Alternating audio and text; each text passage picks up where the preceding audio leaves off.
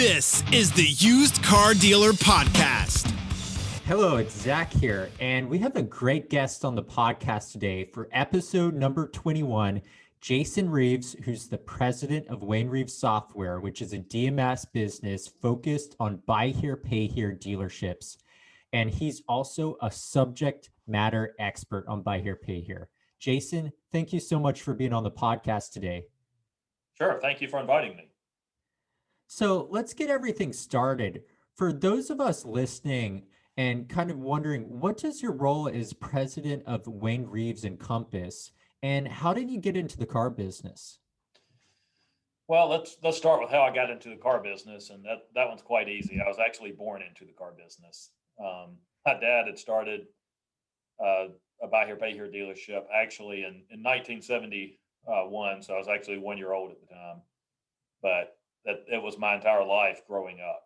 I was always up at the car lot. I was always interacting and doing different jobs. And by the time really I had graduated high school and gone on to college, we had already started the software company. And so for years after that, I kind of did a hybrid role between the software business directly and the day-to-day operations of the car lot. And then now, as president of Wayne Reaves, it's an interesting role. We just guide the company and hopefully make the right decisions and interact really with partners such as yourself and making sure that the dealerships are served, the best that we can. Agreed. That's awesome. And it's been a roller coaster of a year. It's not even finished yet. Talk to me about what you've observed from your lens when it comes to buy here, pay here sales during the pandemic. Yeah, it's the buy here, pay here sales have been really interesting. Starting out in late March, early April, it was everyone out there was just holding on and bracing for the worst, not knowing what was going to be coming. But then the way that it's turned up, it's really been not nearly as bad, and in some cases, it's been a really good year for buy here, pay here dealers.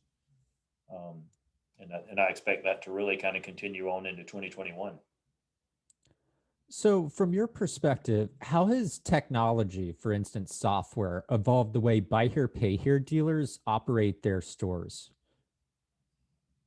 That has been, coming from the world where I never knew, I think most people know that my dad hired people to write software for his dealership back in the late 70s.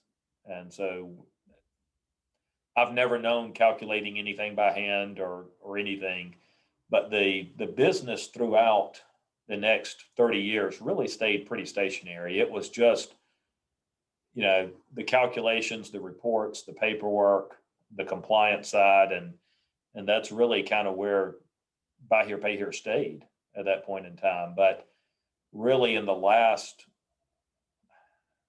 I don't know, 5, 7, 8, 9 years, it's changed tremendously. The automation side of the buy here, pay here, it's allowed them to grow much bigger, become much more efficient in their dealership than just using the software as a tool that was just a manual point to speed up a few operations. The software now speeds up every part of their operation. I'll often hear from independent dealers, maybe at a trade show, who are doing retail, they're not doing buy here, pay here, that they want to get into buy here, pay here because it could be lucrative. What are the most common mistakes that you see a new buy here, pay here operator make? So the single most common mistake is not being prepared financially. And it doesn't really matter what their budget size is. I mean, you could go in with 50,000, you could go in with 100,000, you could go in with 20 million. If you're not really thinking about the cash flow and how that's going to go for the next 90, 120 to, even 180 days, that's going to be the biggest mistake you're going to make. When we first got into this business, I remember when I was selling cars back at my dad's car lot, it was there's something called in the street, which is where the buy here, pay here dealer gets enough out of their down payments to basically break even and start moving on so they can buy another car. And 90 days was the right time frame at that point in time. And now it's, in most cases it's a year. So you're going to have to be well funded, and really just well planned. So that's the largest mistake I see. And the second one is buying the wrong cars. A cheap car isn't always the best car because it's got to be able to outrun the note. So buy here, pay here is becoming more compliance driven, whether it's battling with the Consumer Financial Protection Bureau or litigation on a local level. What are some of the best practices from a compliance standpoint you would recommend for buy here, pay here dealers? So I think the best thing, whether it's buy here, pay here or non buy here, pay here, the best thing I always tell car dealers, I think, is listen to that voice in the back of your head. And if there's any doubt at all, if you're thinking, boy, I bet I could pull a fast one here. I bet I could do this and take a shortcut. That's probably the wrong answer, because with attorneys, with government agencies, there just are no shortcuts. You have to be well thought out in everything that you do, from the collection side to the repossession side to the sales side. And most importantly, not only do you have to do that, but you have to have your employees trained, because your employees are never going to get sued. They're never going to get fined. They're never going to have their license revoked. It's all going to come back to you. So, what do you think about new models in automotive, like subscription and online dealers that are making headlines in the retail world? Do you see that trickling down to buy here, pay here? I don't think I see it at this point in time, to be honest with you. I think it's a model that obviously they're trying on the retail side, but molding that model into a buy here, pay here side, I think it's hard enough to mold it into to a regular retail deal, but molding it into a buy here, pay here, it's going to have to be, it's going to be really tricky. And then if someone does it, there are going to be a lot of failures at first until they get it right. I've seen funds, more sophisticated investors get into the buy here, pay here space. What are your thoughts on the increased investment, let's say over the past 5 years, in the subprime marketplace? And what's that mean for a smaller buy here, pay here operator? So I think it's the funds are definitely coming in, and that's driving riskier sales. It's obviously that money in the street that we're talking about is able to grow longer because you've got the financial backing to be able to do that and offer those same customers lower down payments or remaining low down payments, but putting them in higher priced cars.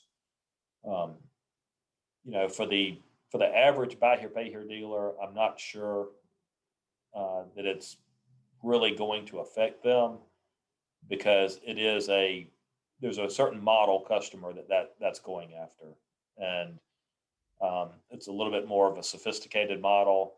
And when we're really talking about the traditional buy here, pay here, I still think it's a relationship game with the customers, and I think ultimately that's what keeps these buy here, pay here dealers and other independent dealers in business.